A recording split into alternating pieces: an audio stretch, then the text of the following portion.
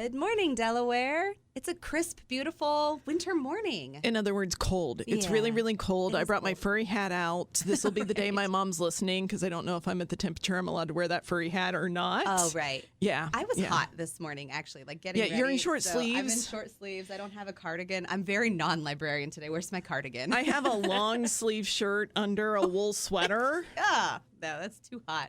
It is a Frozen shirt, though. It says, "Let's let it go in Arendelle Kingdom" with Olaf on it. It feels like we could be in a frozen world right now outside. Well, thank you for listening, everyone. This is Off the Shelf. I am your host, Nicole Fowles. We are here with Meyers, LaBadie, our co-host today. Good morning. And all days, all Fridays. And then our guest today is Julie Braden, a Youth Services Librarian at the Powell Branch Library. You might see her skedaddle over to Liberty when we open that in the new year. Good morning, Julie. Good morning. Thank you for having me. Yeah, it's so nice for you to be here. In the second half of the show, Julie's going to tell us about one of the coolest services that we offer twice a year, called Personalized Picks. Oh, man, if people don't know about this, they are going to love learning about this one. Yeah, make sure that you stay tuned for the second half of the show. Also, I want to give a quick note that if you are listening and you want to pop on Facebook, Gage, our loyal engineer, has about, 5 different angles on us? Something like that. About 6. Gage has sucking in through all my layers. 6 different angles on us on Facebook Live. So, there's that. It's very cool. No pressure. Thank you. Thank you, Gage, for doing that. No problem. Mention it.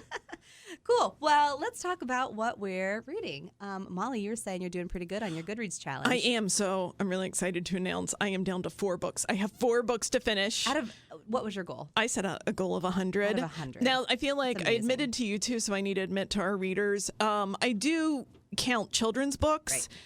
Manga, which really doesn't take long to read. And I did listen to a series of Sherlock Holmes audiobooks, and I turned each one in as the individual short story. I like that. So it does help me get to that goal a little bit better. It's still 4 times better than what I did. 100 is admirable. I think I still have something like at least a 400 or 500 page one in there too that I had to balance it out. Yeah, absolutely. Right. Audiobooks are my thing. They are indeed. So what do you have for us this week? Oh, I'm so excited about this one. So I am definitely in the holiday spirit. And as I'm finishing this out, I'm trying to see how many holiday books I can get in.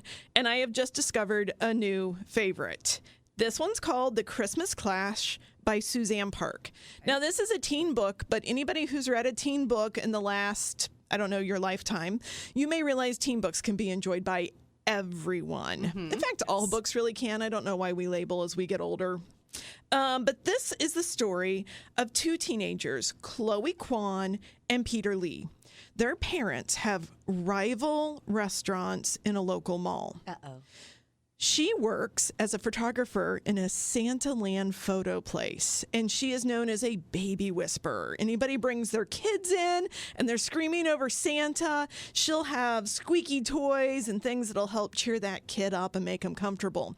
He is right outside the door running a VR company, which is all like Santa Slide. And if you go too fast on it or things like that, you're going to probably throw up. But they're constantly picking on each other because their families are rivals and they can't get along. Well, Chloe happens to find one day a letter that her parents haven't opened that the mall is about to evict her family from their restaurant. In fact, all the stores, the mall is going to close, be demolished, and be rebuilt. That sounds about right. This is their no, it's so... When you were describing this, I was like, malls aren't really a thing. We can all feel this. And it talks about where they started. There's a walking group, a Silver Sneakers walking group that goes through. Right. And she talks about the community that this mall is. And her parents... really don't want to accept this as happening. So they're ignoring it. So she gangs up with Peter to start getting everybody involved to try to raise money, to bring things in. And of course, she and Peter start thinking, do I like them? It's a teen book. It's great. It's the best kind of romance ever. They accidentally bump into each other and they touch. It's my favorite. Romance with no actual romance going on. Super PG or Super PG-13. PG. It's the idea. It's the age when you think you want to be in a relationship. You don't really want it, but the idea of it is really fun.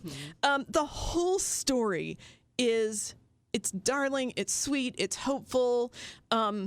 It's current. It really captures sort of what it feels like watching a community go down. And you can find out more about how the Kwans and the Lees fell out, because there's more history between their families than just having rival restaurants. This is a must-read. Please don't hesitate if you're not a teenager to get this. The audio was fantastic. The story just pulled me along, got me in the holiday spirit with her Yoda elf ears. And I got this one right off Libby. So you can get the book, you can get the audio, whatever you want to do. Cool. The Christmas Clash. The Christmas Clash by Suzanne Park. Awesome. Well, that is very exciting. So we were saying that we're a little bit like backwards today. Molly has a teen book. Yep. Julie's a Youth Services Librarian, but she has an adult book. I do. I've got a comic book. So, so Julie, what's your book about today? Okay, mine is a very different tone than Molly's book. Very different. It's actually a biography, which is not my typical genre to read. It's called "I'm Glad My Mom Died." Oh, I've been wanting to read Jeanette this one. McCurdy. Yes. And so I don't typically read biographies or much nonfiction. However, this one just caught my attention. The title grabs your attention. Oh, yeah. The cover grabs Yes. your attention. I'm going to be honest. I really didn't know too much about this actress. She is best known. She was a child actress. She was best known for her Nickelodeon shows, Yep. iCarly, and then its spin-off, Sam and Cat. Oh, okay. I think I knew who she was, but I didn't really know. I didn't see those shows. My kids were too young for those shows. Right. It was like after our generation. Yeah. but before Yeah, the yeah, next yes. generation. So I could probably point her out, but that's about it. Right. So this book was very interesting. She was forced into acting at a very young age by her mother. She did not want to be an actress. She had no interest in acting, but this was her mother's dream, was for her only daughter to be a star. And all Jeanette wanted to do was make her mother happy. So she did it. She went along. And so this book chronicles her journey of becoming that actress, but also just her horrific childhood. She had a horrific childhood, and her very complicated relationship with her mother. And her mother was really, truly an awful person. Yeah. And how this manifested into serious issues down the line as an adult. She, struggled with addictions and eating disorders and anxiety. And, some of the things that I'm not going to reveal too much, but some of the things she confesses are just absolutely jaw-dropping. Hard to imagine anybody growing up in these conditions. Difficult to read at times, though I will say she is a very good writer, which makes it easy to digest. That's good.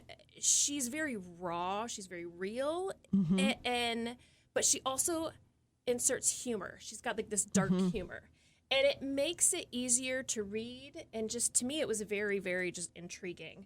I think you put kind of like the nail on the head with the dark humor, because the title alone, "I'm Glad My Mom Died." Like there's humor in that. Yes. And I've seen that cover too. Yeah. This 1980s like cheesemo like staged. She's holding an urn. Yes. That's filled with confetti. Yeah. So I mean, there you go. Right. But yeah, it chronicles her, her childhood, just the stuff she went through. Her mother not only was a very controlling person, she was also a hoarder. And she grew up in a house with her mom, her dad, her grandparents, her 3 older brothers. Because her mom was a hoarder, they did not have beds to sleep in. They slept on gym mats on the floor, and I mean, it was incredible. I won't spoil too much more about that, but I'm just reading everything she's gone through in her young life. I'm honestly surprised she's still alive. Yeah. You pulled up the I picture. did. I right know. there. I'm looking at the cover now. I'm like, I know I've seen it before. I think it may have gotten the Goodreads win this year too, Did it? I because know it just it got was- announced last night. So I've been like obsessively looking at them. I know it was nominated. In either biography or comedy, right? Yeah, let me see which one. Yeah. Well, I'll let you look that up. Okay, I'll look that up. So this called "I'm Glad My Mom Died" by Jeanette McCurdy. And thank you, Julie. Yeah, I think it's you've done a really good tease of it. Really good. Like I said, this is not my typical genre. So for me to step outside and find something that I really enjoyed, yes, it can be a difficult subject to read at times. However, I found it very intriguing. I found it interesting. It's just incredible. I will say this: she went through her whole life with her mother, not realizing the abuse that her mother had subjected her to until a few years after her mother passed away. And I'm not spoiling anything because the title. Right, Yes. Right. Yeah. So her mom does pass away of cancer, but it's just incredible to me that she grew up her entire childhood and young adulthood not realizing She was just the in it. abuse that she was subjected to. And so I believe that this, for her, is probably this book is her cathartic processing of everything in her life. Which one And it did Mom? win memoir and autobiography. Okay. So it did win the Goodreads choice that came out last night, best of 2022. Well, I know it's So, hot. I know there's a wait Yep. list. I'm on that but- wait list. Yes. I'm even more excited now. Yes, So. but I highly recommend checking it out if you can get your hands on a copy. Thank you. Well, I am reading. I did it in a quick little one sitting last night. It is the fourth in the Sarah's Scribbles collection. Oh, I love It is those. called Oddball. Yeah. It is by Sarah Andersen. She is a millennial. She is a 28-year-old cartoonist and illustrator. She currently lives in New York City, and her biography describes her as liking coffee, cats, and covens. So she's very silly. I drew a lot of similarities to the book that our comic book club started off with by Malin Chi, I think. I'll look it up to make sure that I'm right about that. But it's an awkward millennial who is more of an introvert and is kind of like, whereas the other one that I recommended was kind of told with a lot of text and then had comics interspersed throughout it. This is a full comic book, only about 100 pages, but 4-panel comics on each page. So you go through it very quickly. There's such great goofy illustrations, though. I it's love black and her white. characters. Yeah, it's black and white illustrations. It's very, kind of like you would call it childish, Simplistic. Eyeballs simplistic are like art. a third of their heads. Right. And so it's you wouldn't look at this and say like, oh my gosh, her artwork is a mastery, but it's highly relatable. So that was the word I was thinking, Yes, relatable. That's exactly what she does with it. In this book in particular, she explores a lot of thoughts about what millennials are going to be like when we're older.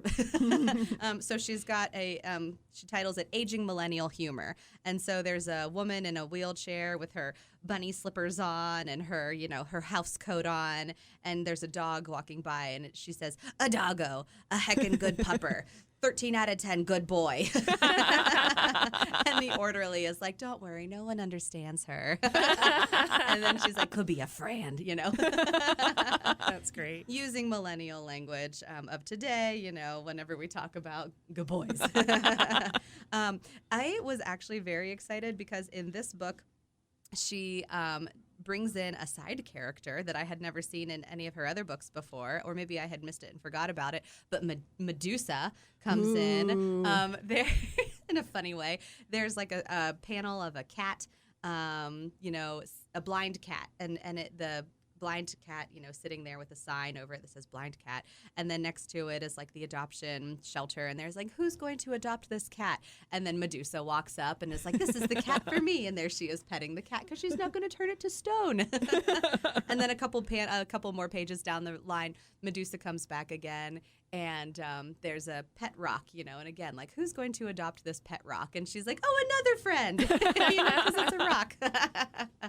So there's You can always keep a rock alive. There's a lot of fun in Yes. there. I go through these books, this Sarah Scribbles and many others like it, and I take pictures of the pages that remind me of things that I do with my friends, and then I send them to my friends. Like I took one and I sent it to my friend last night, who we have said out loud that we don't speak speak in words. We only speak in like noises and gestures.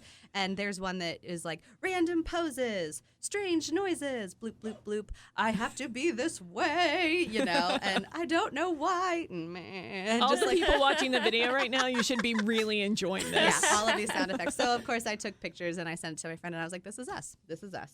So, Sarah Scribbles, this is the 4th in the collection, Oddball, and by Sarah Andersen. So, you will enjoy it when you pick it up. We're going to take a break, and on the other half, we are going to come back and talk about personalized picks with Julie Braden. So, we'll see you then. Thank you, Gage. You're welcome. Thank you, friends. And you know what? It's funny because over the break, we're talking about our, Gen X childhoods, and our Xennial childhoods, and our millennial childhoods. And it's fun. Generations are fun. And we all define ourselves the way we just feel like we fit. Yes. Right, exactly. Absolutely. Well, we are back. We are here with Julie Braden, a Youth Services Librarian at our Powell Branch Library. You will know her from story times and visiting the Powell Branch and lots of wonderful things that we do around the library. But one thing that Julie is leading, or part of the team, is the personalized picks. Committee? Committee, Yeah. team, Yes. Team. Process. group yeah. of fun people. Team. Yes. Yes. Thank you. Sometimes even my words escape me, so it's fine. It's good. So tell us a little bit about what is personalized picks? Personalized Picks is a reader's advisory service. Thank you. That we offer to our patrons. Basically, you fill out a form on our website, and then a team of librarians, we've got a team of librarians that will curate a list of books, book recommendations, and send it to you. Oh, cool. That's like the very quick, watered down version. I imagine like in the back end, there's like, I see the list, the request traveling through the interwebs, and then it like getting to the team of librarians who are sitting in wait, and then they get the request and they're like, librarians, engage. Yes. And then I wish it was see that cool. the mini conversations that go, somebody puts a book in, somebody else goes, oh my God, I love that book. And then it's just like an excuse for us to nerd out on our favorite books every single time you email. So you go online to the website and you fill it out. Yes. Who can do this? So, Yes. okay, anybody. Children, adults, teens, we will take everybody. It doesn't have to just be books. It can be all library materials. Yes, so you go to our website, DelawareLibrary.org, go to the services? Yeah. Services Yeah. page, then to personalized picks. There will be a Google form. Now, we've already had this question, so I will get ahead of it and answer it. You do not need a Gmail to fill out a Google form. We have had that question. So any email will work. The Google form is there to fill out. It's going to ask you questions. It'll ask you what you're in the mood to read right now, what books or authors you've read in the past that you've enjoyed, what you liked about these stories or these authors, and then what content you would like to avoid. Yeah. Which actually really, really helps a lot. And what we request is the more information you include, the better. We've had people include their link to their Goodreads account. That's great. Which is extremely helpful because not only can we see what you like, we can see what you've already read. Yeah. Yes. Because I'm sure we're sending recommendations that, I've read that one. So the more information, the better. We're better able to find you the books that we think that you will really enjoy to read. And I filled this out too. I found that it's helpful if you stick with one genre at a time. Like today, I'm interested in something whimsical that is with bold characters, Yes. And so I can get back just those books and kind of choose from those. But maybe tomorrow I want something that's a murder mystery, plot-driven, page turner with a female protagonist, maybe even a brooding female protagonist. Absolutely, yes, which makes a good point. You can fill it out as many times as you like while the service is available. And it's not judgy either. So if you are absolutely. a romance reader, Oh my goodness. do not hold back, because I say this because I know a number of romance readers who will not, and you know who you are if you're listening, will not put their romance books in their Goodreads account because they think people will judge them. No way. Man, In fact, no. we are going to trip over each other to tell you the spicy level of different romance books because we love them. And that's probably something helpful to put like in your, Exactly. Absolutely. me. is if I you're- don't want the PG romances. No. Yes.